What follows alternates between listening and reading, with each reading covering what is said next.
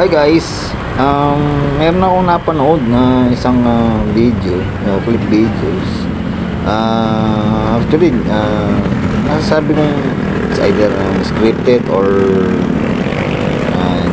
unplanned, no? Yung ginawang setup ng videos kung saan matandang lalaki na nagbabike tapos vendor na nasagasaan. So, ito, panoorin.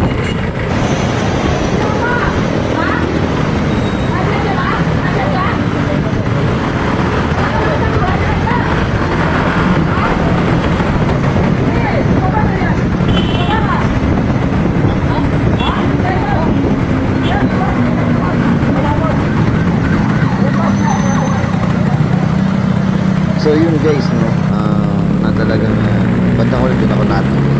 So entertainment din kasi talagang nadala. Okay, bye bye.